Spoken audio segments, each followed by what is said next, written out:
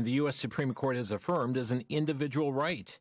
The first assault came within 24 hours of the new Congress being sworn in, and the issue is only intensifying. Meanwhile, there's an intense surge in the number of firearm sales and background checks that are being conducted. Well, joining us to discuss these and related issues, we welcome back Mark Walters, National Board Member of the Citizens Committee for the Right to Keep and Bear Arms and the broadcast media spokesman for the Second Amendment Foundation. He's been the recipient of the 2015 Gun Rights Defender of the Year Award. He writes columns. He's an author of 3 books, Lessons from Armed America, Lessons from Unarmed America, and Grilling While Armed. Mark, thanks for joining us today here on Crosstalk. It's a pleasure to be here. Thanks for having me. So within 24 hours of Congress being sworn in, legislation started flowing, and I'm not sure if this was the first such piece of legislation because there was a ton, but January 4th, Sheila Jackson Lee of Texas introduced this H.R. 127, the Firearm Licensing and Registration Act. I know one observer said that this would end your Second Amendment rights permanently. Second Amendment Foundations calls this insanity on steroids. Tell us about this radical legislation.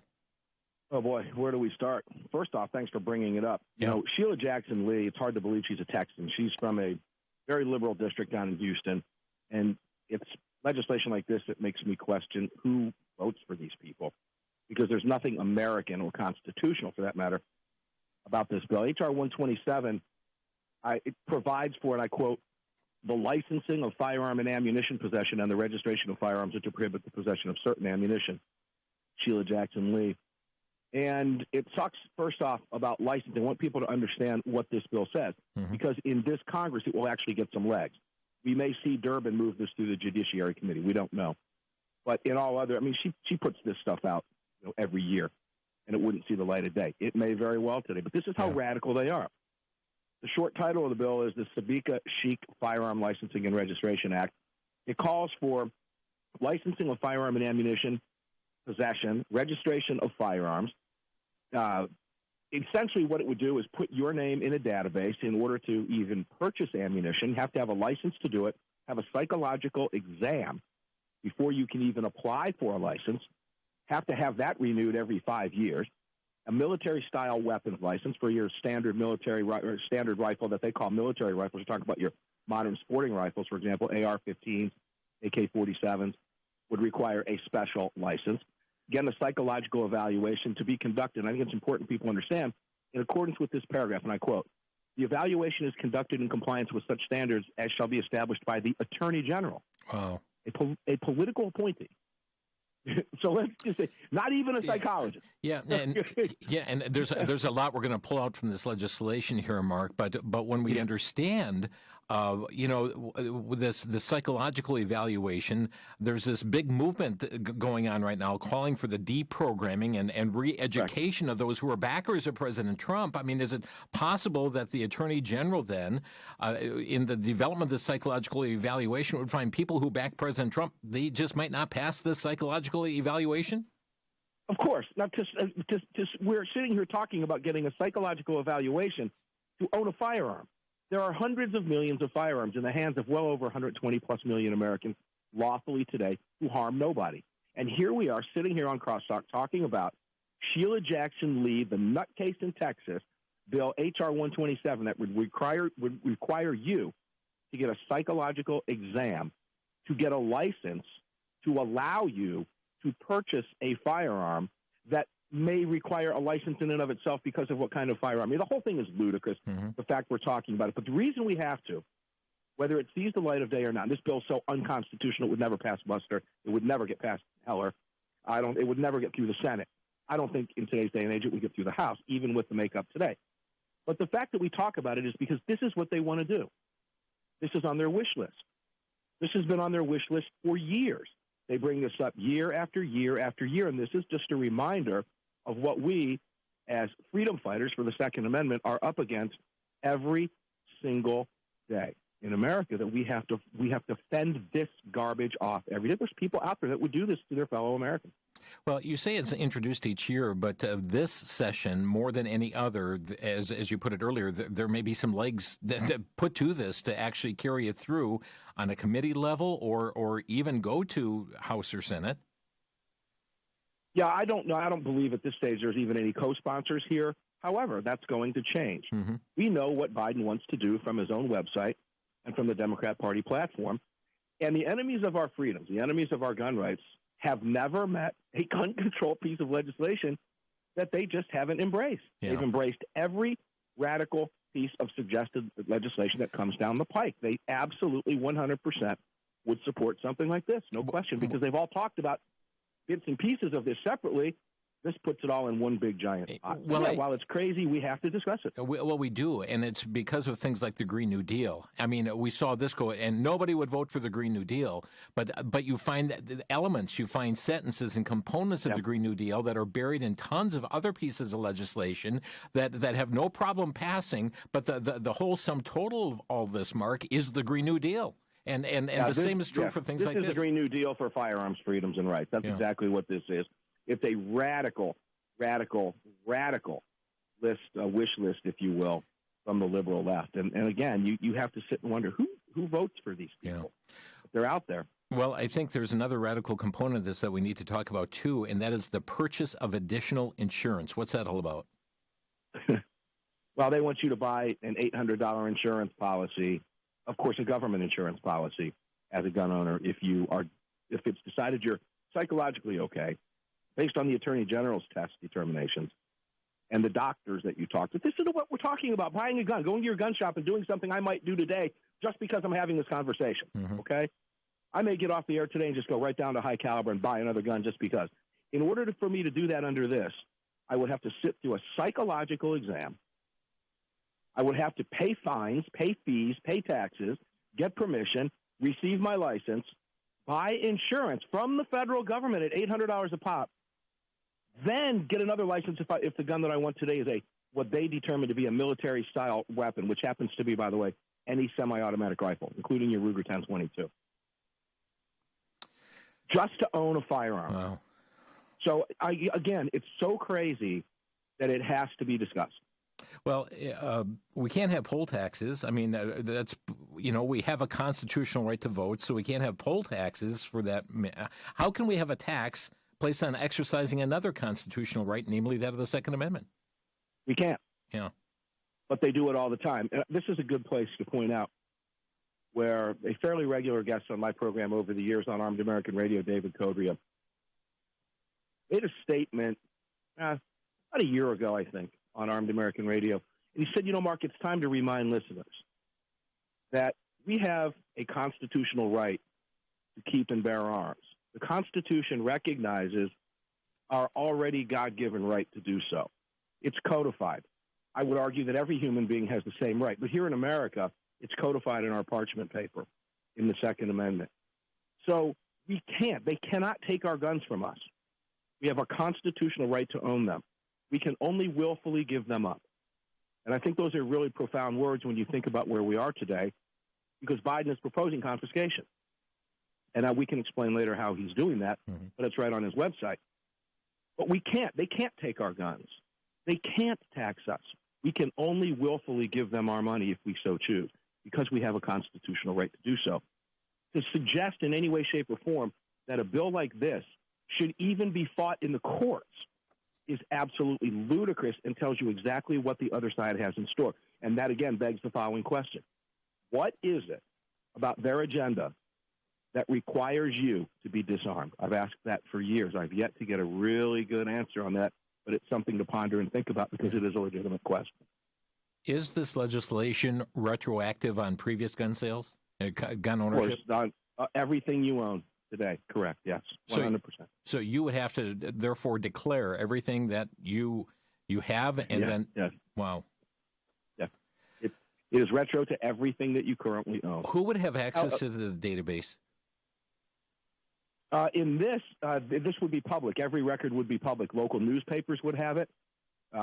Cities, counties, the federal government. This is open to everybody who wants it. Anybody can go and see who has access in Sheila Jackson Lee's H.R. 127. It's open to the public. So every criminal on earth wants to see what you have. They can see it. Again, ludicrous on its face. Yeah. Here we are talking about it is really crazy, but we have to. Yeah. Ammunition itself, prohibition on certain ammo? Yes, sir. Ammunition prohibition as well, and how much you can buy and what kinds you can buy, hollow points, et cetera. It's just a wish list of everything. Yeah. Sheila Jackson Lee is not the only player. She's the lead sponsor on this HR 127. But I know there's been a number of pieces of legislation introduced. Who are some of the other players? Who is it that you're keeping your eye on, Mark? Every single one of them, mainly Dick Durbin, because Dick Durbin is now the head of the Senate Judiciary Committee, and it will be that committee that moves any legislation through. Mm-hmm. We've got pressure now and a threat from Marco Rubio. Marco Rubio has introduced a bill that would violate your Second Amendment rights if you have been deemed to have been investigated as a domestic terrorist by any of the government alphabet agencies in the previous 10 years. They can, without your knowledge, ex parte, without you even knowing about it, put you on a list and deny you your Second Amendment rights. So that goes back to what you were mentioning earlier. Yeah. The federal government can make these determinations, and we have no idea who, how, what, when, and why until we go to buy a gun to find out that we've been, who are they? Are all Trump supporters domestic terrorists? We've been hearing that from the left. Yeah. And this was Marco Rubio. Marco Rubio is a Republican. So, the soup kettle has lots of ingredients in it. Well, folks, again, this piece of legislation, as Mark pointed out, the Liberals' wish list, H.R. 127, but this is not the only. I just went to Congress.gov a bit ago. Here's a H.R. 167, prohibit the transfer of a firearm at a gun show by a person who is not a federally licensed firearms dealer. H.R. 130, the Kimberly Vaughn Firearm Safe Storage Act. H.R. 135, the Accidental Firearm Transfers Reporting Act of 2021. There's H.R. 882, H.R. 748, Senate Bill 19, on and on this list goes, and we're just a month into this new congressional session. Here's what you need to be leery of. Let me change my word. This is what you need to be leery of. Piecemeal. Sheila Jackson Lee doesn't think in any way, shape, or form that this bill is going to go anywhere. She's smart enough to know that. But what they do is they use this for picking and choosing. Let's put this here. Let's put this here. Let's take that out here. Let's put this here. And let's put something together that we think can move little piece by piece by piece. Joe Biden is on record in a Nevada Sun piece, which was sat on for a year, by the way.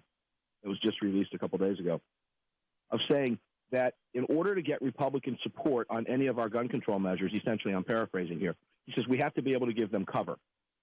We have to be able to show and make it look like this particular bill will make it through and that they won't be blamed for it. Mark Walters, our guest here today on Crosstalk. The Second Amendment under assault, our topic today. We'll be back in 1 minute. You're listening to Crosstalk on the VCY America Network.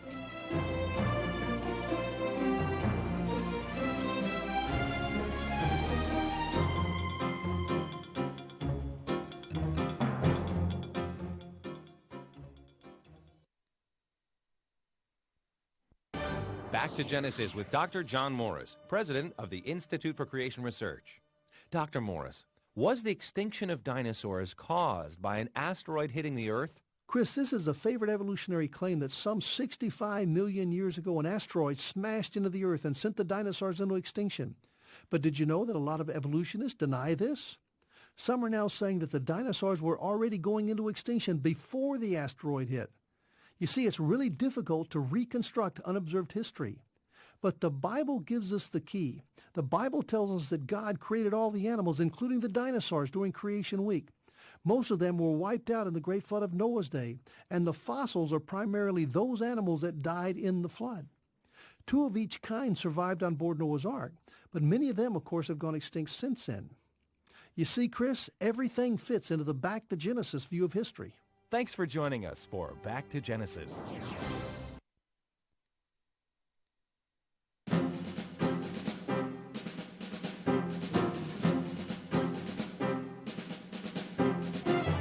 Mark Walters, our guest here today on Crosstalk, national board member of the Citizens Committee for the Right to Keep and Bear Arms, and also spokesman for the Second Amendment Foundation. And Mark, you also host your own radio broadcast. Tell us about it.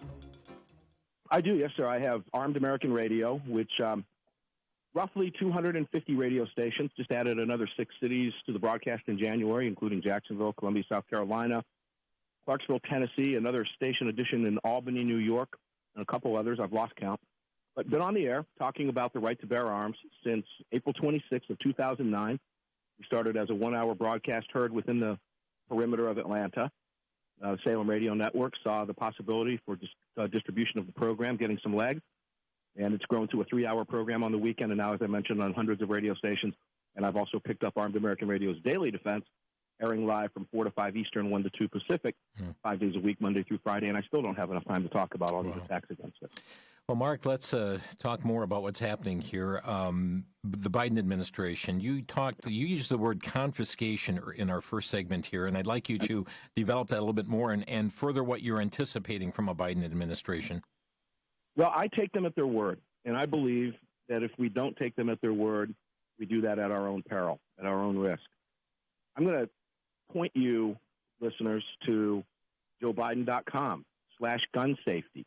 I don't want you to take this crazy gun nut, wacko gun nut's word for it, this crazy radio host, this right-wing extremist. I don't want you to take my word for it. I want you to see it and read it yourself. It's on Joe Biden's website. You can read this for yourself where I'm taking you. His first order of business is to get weapons of war off of our streets. Now, let me make this very well. It's not his first. That's his second. But let me back up. I'll get to that one in just a second. His first order of business is hold gun manufacturers accountable. What he means by that is by repealing the Protection of Lawful Commerce in Arms Act. And what that act does is keeps people like Joe Biden, Everytown for Gun Safety, Michael Bloomberg, Giffords, and every other gun grabber and the victim of a crime from being able to sue a gun manufacturer for the actions of a criminal. This is identical, akin to, for example, a drunk driver driving a Ford, a Ford F-150 pickup truck, drunk, slams into a minivan, kills a family of 7, and somehow Ford can be sued because the driver was driving a Ford.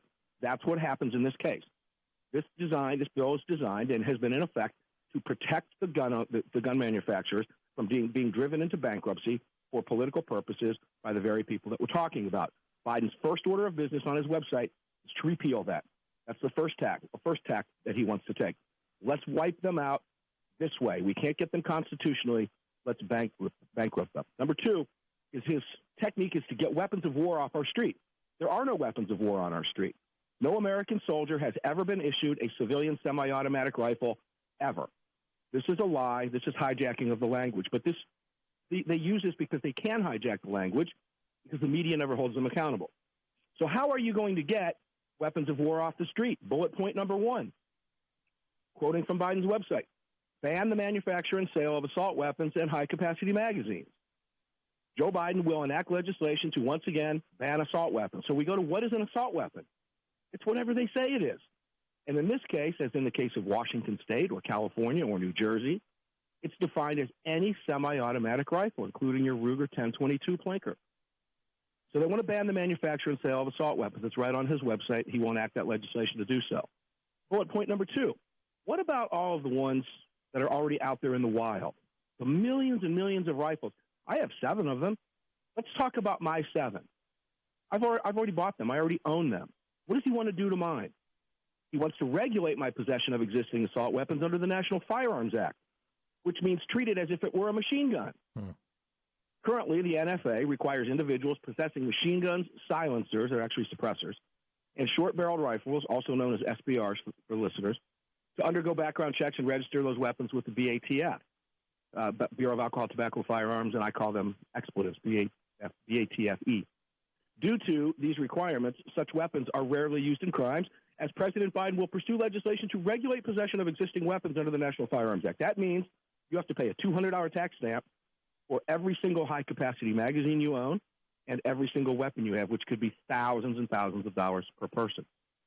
So what's the next? Now that he's banned them already through legislation, the ones that are out there in the wild, he wants to now regulate. Now he knows who you are because that's registration. That's why he wants to do that. Mm-hmm. He now wants to, coming from his own website, buy back the assault weapons and high-capacity magazines in our communities. That is forced confiscation. Ban them, regulate the ones that are out there. Now we know who has them. Now we're going to buy them all back. It's exactly what happened in Australia.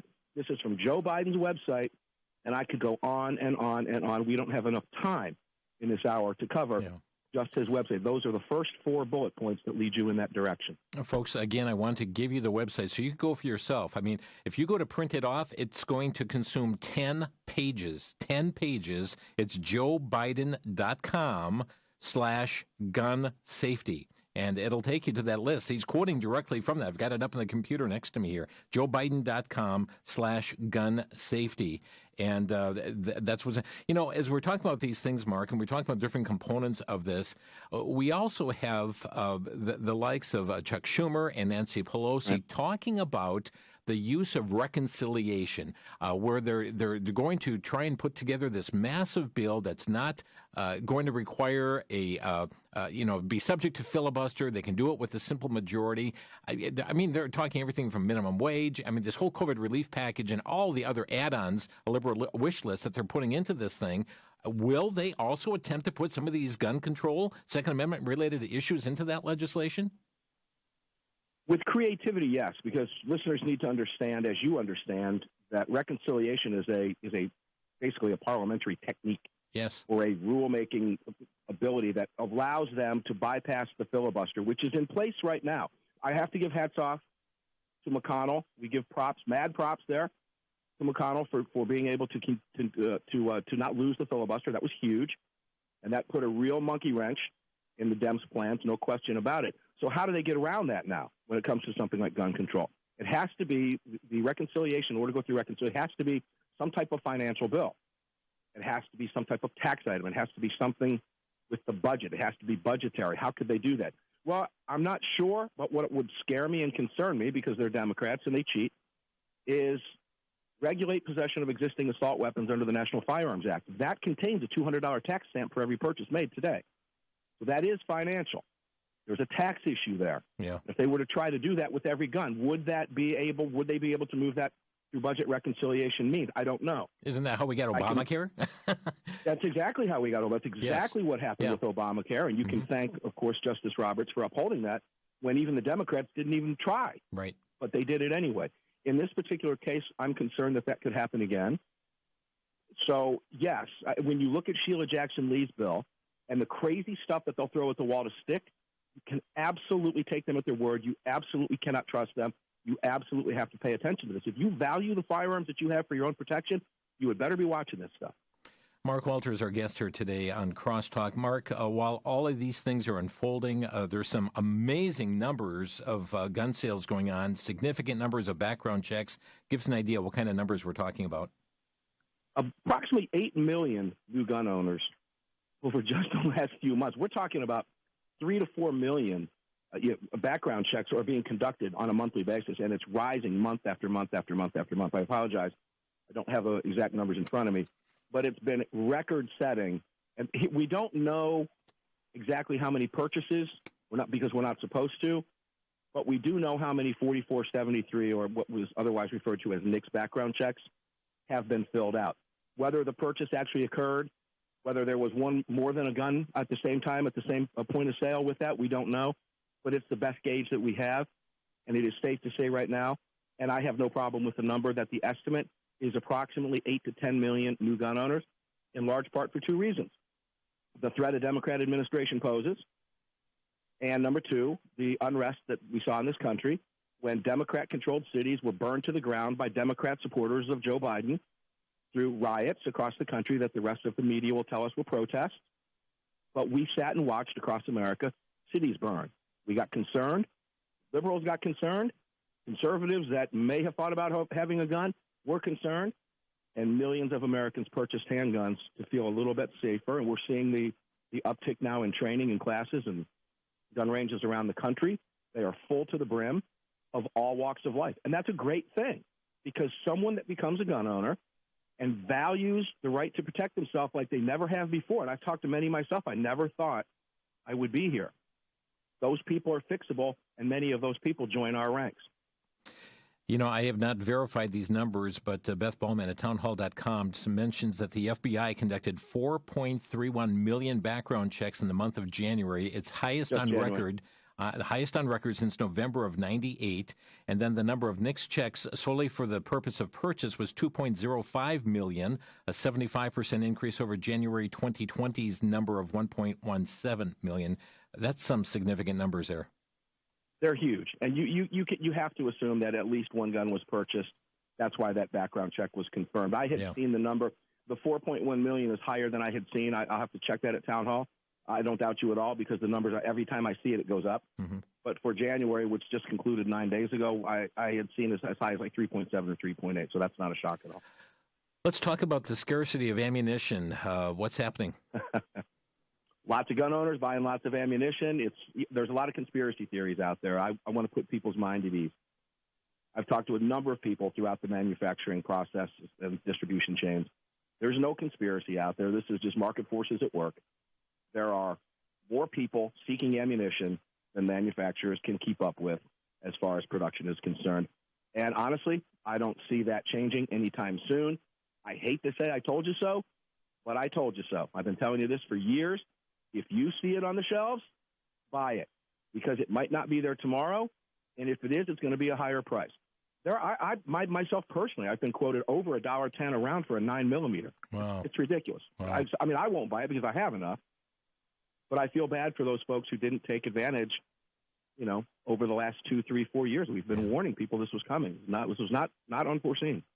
So, if you've got 8 million new gun owners, just to accommodate the new gun owners, that's a ton of ammunition. Well, most of the gun ranges that I do business with, and a couple that I endorse, they have ammunition. There's a supply coming in. They don't have enough to sell 10 boxes. They have enough to supply who's coming in to shoot on their ranges or new purchasers of handguns that they can get in stock. And, for example, Car Arms, for example, I talk with Justin Moon, the CEO, weekly. They are 12 months out now from delivery for a new order for a handgun. 12 months out. Wow. So, and that's across the board. We're seeing anywhere from 6 months to 12 months from most manufacturers for guns. Dealers can sell anything they get in now. Whatever they have moves out. Whatever ammo they get in goes out. It's to a point now where I've got, honestly, I've got a lot of 40 caliber ammunition, and I don't have a 40 caliber gun anymore. I will now buy guns around what ammunition I have. So I am seeking to get a Glock 23 40 caliber when I can find one because I have so much 40 caliber ammunition. It's crazy out there. Wow. Give us a couple websites. Where can our people stay informed on these critical issues? SAF.org. I would point people to the Second Amendment Foundation first because the Second Amendment Foundation is the organization doing the dirty work in the courtrooms, 30, 35, 36, 37 firearm, Second Amendment, pro-rights related cases moving through the courts on a daily basis from the SAF, SAF.org, and ArmedAmericanRadio.org. Folks, we're going to be back in just a minute, and we're going to just find out a word about some of these court cases that are taking place. We'll also be opening some phone lines. Matter of fact, if you'd like to get on board right now, our number to Crosstalk is 800-733-9829. That's 800-733-9829. Back in a minute. You're listening to Crosstalk.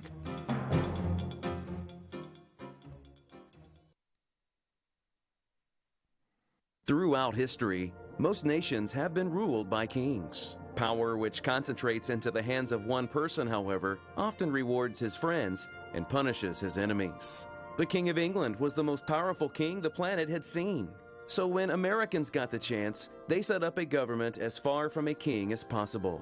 A republic where the people are king, ruling through their representatives. So how do republics rise and fall? How do countries succumb to communist dictators? These and other issues are addressed in the book, Who is the King in America?, written by William Federer.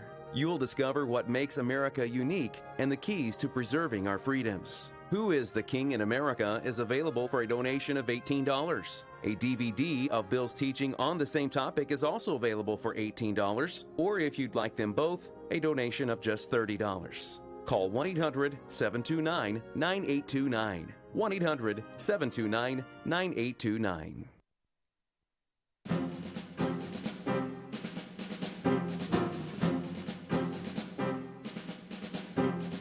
You're Listening to Crosstalk on VCY America. Mark Walters, our guest today, National Board Member, Citizens Committee for the Right to Keep and Bear Arms, and also media spokesman for Second Amendment Foundation. In case you missed that address earlier, SAF, standing for Second Amendment Foundation, SAF.org, and also Armed America. Is it America or American? American. AmericanRadio.org. ArmedAmericanRadio.org. And just before, our lines are already packed out here, Mark, but as through your eyes, you mentioned about the number of cases, frontline work that Second Amendment Foundation is doing at this point. What do you see as being some of the most significant cases that are going on right now? For most people who might not know who the Second Amendment Foundation is, let me throw something out there that people might remember. And I want to take you back to 2005, Katrina. Do you remember the videos we saw of the old lady being thrown against the wall by the jackboots who were taking their firearms? They were confiscating. If you remember, Mayor Nagin issuing confiscation of firearm orders, and we saw National Guard and we saw police move from house to house, literally confiscating people's firearms, throwing them, going into their homes and taking their guns. And that went viral, I guess use the term even in 2005, was the one that made the news, and that was the older woman who had a pistol for her self-defense, and it was taken from her at gunpoint. It was the Second Amendment Foundation that sued the city of New Orleans and Mayor Nagin and stopped that action. That's the Second Amendment Foundation at work, and people will remember seeing that. That's the SAF and Alan Gottlieb that did that work. So when we talk about these court cases, it's the Second Amendment Foundation that's moving the pro-rights movement through the court system. And over the last few weeks, in a preemptive strike against what we know is coming, we have a strategy at the Second Amendment Foundation and the Citizens Committee for the Right to Keep and Bear Arms, and that's to throw the first shot across the bow in federal court, where we know the next step is the Supreme Court, where we know and feel now with the addition of Amy Coney Barrett and Kavanaugh that we have a pro-majority that are hopefully going to see some of these cases. In particular, we are challenging in Maryland the right to carry and the assault weapons ban, how difficult it is to get a permit, and their assault weapons ban, which is a Fourth Circuit case. A little bit complicated, but the Fourth Circuit has said banning assault weapons is okay. The Second Circuit has said, no, you can't do that. So we have a split in the circuits. We should see something at the Supreme Court, so we're throwing that shot across the bow now to get the Supreme Court to say unconstitutional to do what Biden wants to do. So that's a shot across the bow. New Jersey, we're challenging the concealed carry in New Jersey, how difficult it is. It's impossible, basically, to get a permit. We are doing the same in New York City, the same in New York State, and we are following other cases around the country. But that will just give you an idea of what we're doing preemptively to fight what we know is coming and what we expect to see from D.C. But when you look at Sheila Jackson Lee's bill, you never really know. Yeah. We're going to do the best that we can. And rest assured that if any of these things come through, it will be the Second Amendment Foundation stopping, putting injunctions, and challenging every single one of these in court. Again, folks, the website saf.org. Let's begin in Racine, Wisconsin. Lat, you're on the air. Yeah, hi, Jim. Hey, Mark. The question I have, I just purchased a new handgun here in January, and I've been having a hard time finding ammunition, but I did find a little bit. The question I have for you, Mark, is do you think the government will go to ammunition where the primers only last a 6-month shelf life, so the ammunition won't fire after 6 months? And I'll take my comment off the air. Thank you. Thank you, Lat. Interesting point. I've heard that before. In this day and age with this government, I put nothing past them. I can certainly see Democrats suggesting that as some type of form of ammunition control, because we have seen, and I say gun control and then ammunition control. We've seen Democrats say, and we've heard the stupid comments, well, if we take away their ammo, their guns are no good. So I absolutely would not put that past anything. I don't think that's a conspiracy theory question at all. I think it's a completely legitimate question and something we'll be watching for. Let's go next to Lisa in Tucson, Arizona. Hi, Lisa. Hi, Jim. Thank you for taking my call, and thank you, Mark, for the work you do. Here's my question. I have been trying since December to get a firearm, and every time they come in, they're taken. Can you offer any type of suggestion as to how I can purchase one? I've already gone through training in a different state, but I don't have a firearm for protection. That's a great question. Lisa, first off, thanks for the question. Number two, Tucson, beautiful. I get to Tombstone every year. Kurt Schilling and I run parades down there, Freedom Day. You're in my favorite state on earth, and I'm actually slated to be in Arizona on the 20th to speak at the Capitol. I'm not sure I'm going to make it yet, but thank you for the work that you do and for fighting for freedom out there in a great state, great gun-friendly state. The answer to your question, I can tell you, check gunbroker.com. I know a lot of people are listening right now, but gunbroker.com. If you can't find it on the store shelf, there's over 1.5 million auctions. Many of them are buy now. You don't have to get involved in an auction. But gunbroker.com has everything you want. Now, the price is going to be whatever the market is getting. But I'm going to give you the same advice I've been saying for years. If you find what you want, buy it. Because if you don't, it's going to be more expensive or gone tomorrow. I hate to tell you that, but the market forces are at work. You can find ammo there, and you can find guns there. Just about everything is at gunbroker.com. It is free to register. I would highly recommend you do it. Okay, thank you so much. Thank you, Lisa. Sure Brad thing. in Good luck. West Dallas, Wisconsin. You're on the air, Brad. Hey, Brother Jim. We have to remember this right to keep and bear arms is a God-given right. It's not given to us by the Constitution. It's not given to us by the Second Amendment. That's an enumeration of our right, and it is a shackle on the federal government at the same time. Besides that, in Romans 13, it talks about rulers. You could apply that to police and politicians, and it says they are ministers to us for good. They occupy a ministry that God has given them, whether they realize it or not.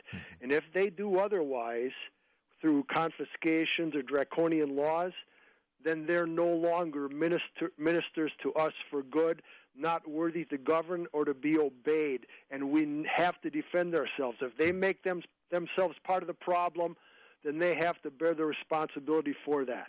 Okay, Brad, thank you for the call. Mark, your response. Thank you. Brad is spot on. It's what we were talking about before. It is a God-given right, and when I was mentioning the words from David Codrea, that the Second Amendment simply recognizes, thank God, it's codified in our Constitution as a recognized right.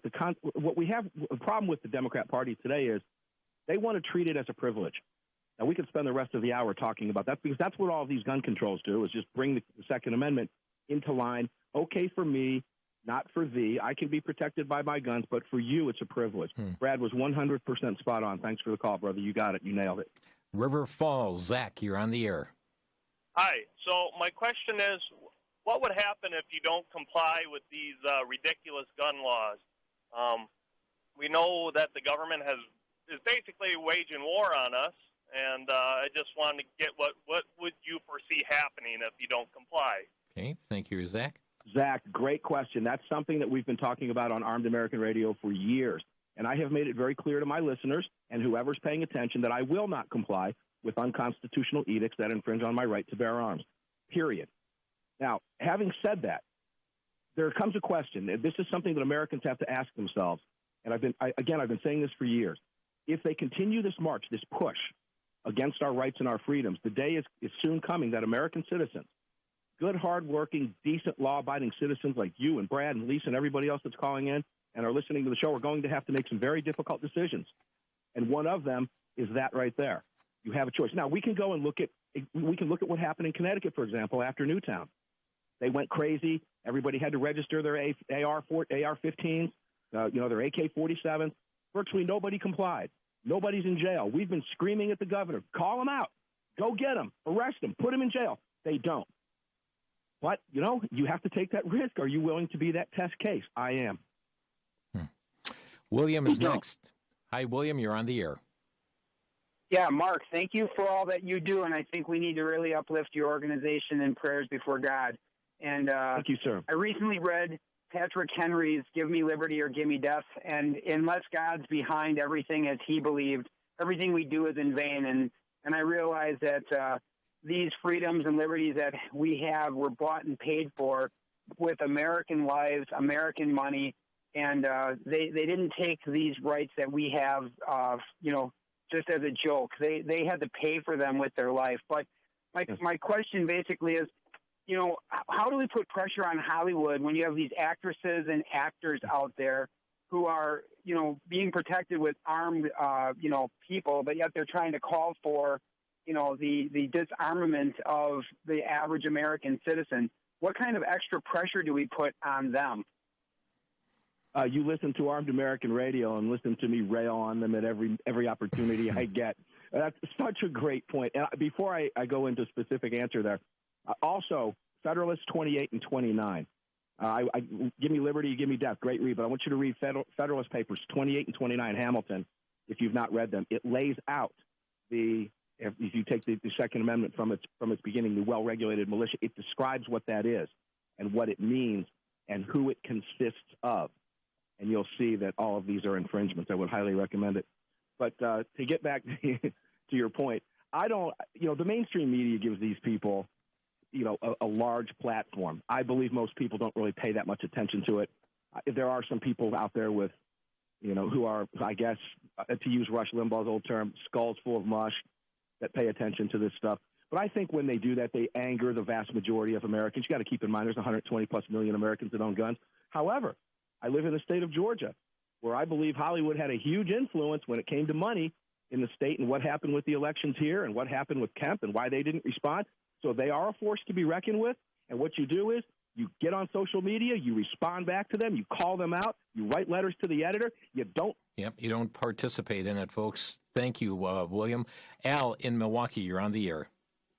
Hi, I just want to make a comment about that lady that called from Arizona that was having trouble to buy a firearm. If I were her, I personally would stay away from auctions because prices are astronomical.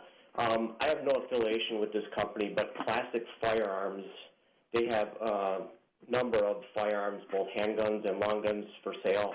As long as you have an FFL that's willing to do, that's open right now, they ship it there, and then the person, goes in, fills out paperwork, does a background check, and they can get their gun at a real fair price that's not inflated. Because, the state of Wisconsin just had an auction, and they had some absolute junk for sale on there, and it was going for ridiculous prices.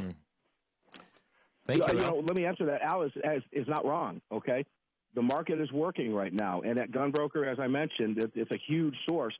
It's got everything out there, but you're going to have to do your due diligence. You're going to have to work your way through because they are, prices are, but there are buy now buttons out there too, if you can find them, that don't require you to go through the auction. But yeah, it's tough out there now. If you know somebody that's got a gun that you can purchase one from, that's probably your best bet. But just keep looking, keep getting out there. Let the dealer know this is what I want. If it comes in, even if that's not it, I want this caliber and this size, and take what you can get. Yeah, but Al, it's good advice. Thanks for the call. Thanks, Al. Let's go to Chattanooga, Tennessee. Wayne, you're on the air. Hello, Wayne. Okay, let's go to Jim in Wisconsin. Jim, you're on the air. Hi, gentlemen. Thank you for this topic.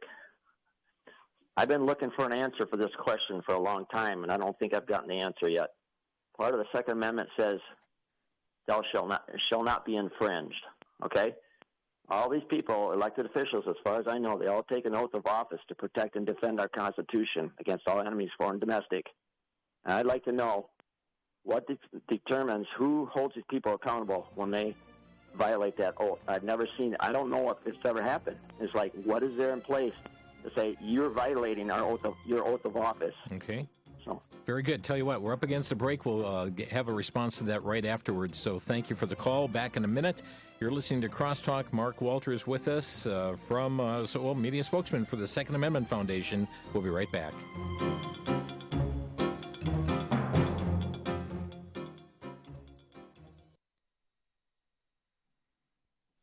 For the Worldview Report, I'm Brandon House. I'm pleased to announce that the documovie Absolute Proof is available for you to watch free of charge at wvwtv.com/proof.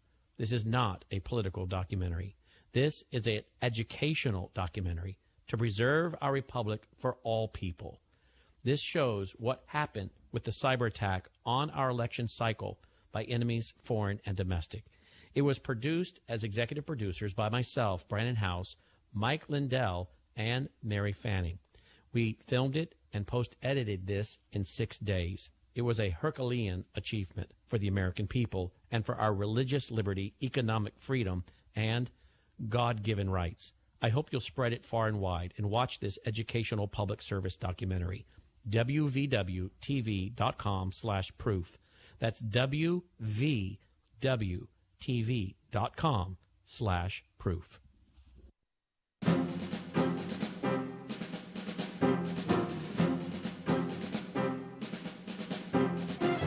Mark Walters, our guest here today on Crosstalk. Again, the website's saf.org and armedamericanradio.org. Our number to Crosstalk, 800-733-9829.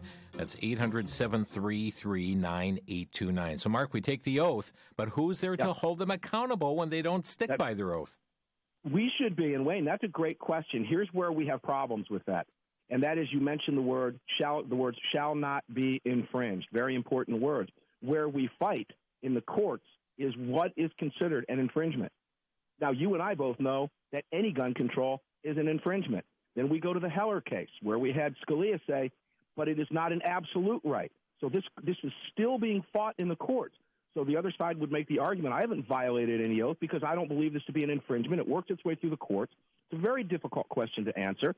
But you and I both know, and this is where we hang our hat, and this is why we fight every single day, so that we put an end to this and clear it up, so that, in fact, any violation of the right to keep and bear arms is a violation of the oath. Because it is an infringement, we have to continue to work to do that. Let's go next to Michigan's Upper Peninsula. Kurt, you're on the air. Hello, Kurt. One more time, Kurt. Okay, let's go to Steve in Grand Chute. You're on the air. Yes, thank you for taking my call. Hey, I was wondering, what is with the NRA, the National Rifle Association? You know, I haven't heard much about them, and are they moving to a different state? Yeah, let me answer that question. That's a great one. I'll try to be as succinct as possible. The National Rifle Association today is a mess, Steve, and not going to be getting better anytime soon. I personally, publicly, you can read my columns at AmmoLand if you just go in and search, and I say use DuckDuckGo. DuckDuckGo, my name, Mark Walters, AmmoLand, and you'll see my commentary on the NRA. Wayne LaPierre, as far as I'm concerned, has run that organization into the ground and needs to go. They are now being attacked politically by Letitia James in New York, the Attorney General. That is putting tremendous pressure on them financially. As a result, there's now an IRS investigation. There are criminal investigations into the spending of money as a 501c3 organization. And the NRA has recently, 3 weeks ago, filed bankruptcy, Chapter 11, to try to get out of what's going on in New York and move the organization to Texas. I saw some filings late night that came across my desk at 3 o'clock in the morning, and I haven't had a chance to read yet, but it does not look good for the National Rifle Association right now. And they have essentially been neutered by their own upper management, and that's why we're working so diligently around what's happening at the NRA right now with the Second Amendment Foundation and others. It's unfortunate because this country needs a strong NRA, but boy, I'll tell you, they did it to themselves. They're a mess right now. It really, truly is. Can I ask one more question, please? Sure, go ahead. How do you convince somebody, should I get a gun or should I not? That's a great question. Unfortunately, too many people wait until something bad happens before they purchase a gun. And you may not be able to get somebody to do that who might not like guns, but here's the one way you do it. You take them shooting. And I'll tell you why. I have never, in 3 decades, ever taken someone to a range that, and it's, wow, I never knew that was so much fun. Can we do that again? Mm-hmm. Take someone shooting. That's the best way to do it. Thank you for the call here, Steve. We've got, we're going to try Kurt again in Michigan. Kurt, you're on the air. Yes, good, great show, Jim. And I just wanted to congratulate Mark. Thank you so much for what you're doing here. And I'll just say, look, this is all about China Joe trying to let China take over our America by disarming us. And we know they're demonic. And I'll just say this. I would rather die on my feet than live on my knees. So I'm not giving up my guns either. And I just want to thank you for taking my call. Thank you, Kurt. Hey, Kurt, real quick, in the Upper Peninsula, I know Michigan well. I know you're cold up here right now, but I skied Torch Lake for many years and lived in Ann Arbor and skied Higgins and Houghton. In fact, the first person that pulled me water skiing was a very famous hockey player by the name of Gordie Howe when I was just a kid. I was being pulled with his son, Mark, behind Gordie Howe's boat. So it's a long history there. Thanks for the call. Wow. And you're right. I'm north of Calumet. Well, there you go. Beautiful country. And I appreciate the phone call, and thanks for your kind words. Make sure to join us, please, saf.org. Make sure to tune into Armed American Radio. Look, a life membership to SAF is only $150 if you can spare it, but we'll take $5 or couch change. We need the help right now, particularly with the NRA on its knees. Yeah. He brought up China. Is China a component in all of this? Oh, boy. Yeah. We all know the connections between Joe Biden and China. And when it comes to Americans' gun rights, we could go down a lot of different rabbit holes there that I think probably be best left on another program, frankly. Let's pick up one final call here. This is Eric in Mesa, Arizona. Eric, turn the radio down. You're on the air. Hey, thank you for taking my call. I really appreciate it. Yeah. Go ahead, Now, Eric. the girl that was calling in from Tucson, she actually said that she couldn't find any arms, but I'm not sure if she's been to Mesa. We have lots of gun stores, and my wife fell in love with a specific brand, and she was told by a bigger company that they were being recalled because of the hammer kept sticking down and making it an automatic, and it would also misfire when you would rack it. But she found one. Not all of them were recalled, so she found one, and now I found one that I wanted, and then I started looking at a rifle, and then I went back to the Beretta that I was going to get. Sorry, I didn't mean to say the name. I went back to get the product that I wanted, and between that and 8 minutes, it was sold. So it does sell very quickly. Yeah. However, the Mesa has a lot of gun stores that she can go to. Great. Thank you, Eric, for that. Tell you what, we're down to a minute mark. What do you want to leave with the listeners? Oh, man, thank you for the support. It's obvious from people calling in around the country that the Second Amendment isn't going anywhere. Americans have to stand up and fight. And I want people to understand, you've got to take these individuals at their word. Please read what Joe Biden wants to do for your guns. There's a story right now up, and I know one place you can find it is at thegunfeed.com. Read the top story. A Nevada newspaper, the Nevada Sun, sat on a Joe Biden interview for over a year where he explained how radical his take on gun rights is. They sat on it for a year until after the election. This is why none of us trust the media. The Second Amendment is under vicious attack. Help us fight at Second Amendment Foundation, SAF.org. Listen to shows like Armed American Radio, Tom Gresham's Gun Talk. Get involved in your grassroots organizations. Stay active. Anytime you see the fight coming to you, fight back, write letters to the editor, attend the rallies, listen to the programs, and stay up on the facts. We'll win. Freedom will always prevail, but it may be a tough uphill battle sometimes. Mark, thank you for carving time out. I know you've got to run to your own program, but thank you for informing our listeners here today on Crosstalk. You better believe it. ArmedAmericanRadio.org to listen live. Thank you, guys. Thanks so much. Mark Walters, our guest here today on Crosstalk, and the other website, SAF.org. But again, if you want to see Joe Biden's agenda, just go to his site, joebiden.com/gun safety. You'll find it there as well. Our time is gone. Thanks so much for joining us today on Crosstalk. You've been listening to Crosstalk via satellite and the internet from VCY America. Views expressed may or may not be those of this station. For a CD of today's program, send a donation of $6 or more to VCY Take Ministry, 3434 West Kilbourne Avenue, Milwaukee, Wisconsin, 53208, or download by RSS or podcast from crosstalkamerica.com. And join us again for Crosstalk.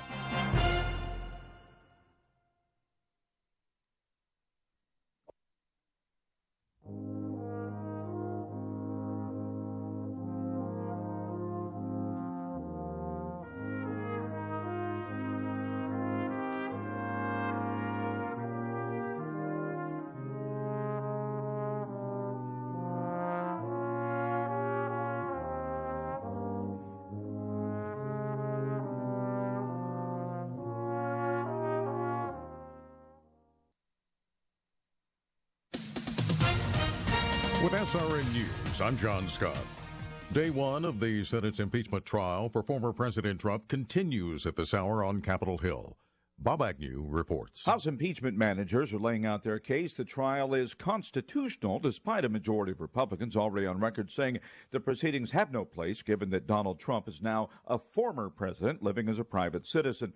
House Democrats say the president was impeached in their chamber while still serving as president. The president's attorneys say they'll refute that logic when it's their turn to defend Mr. Trump.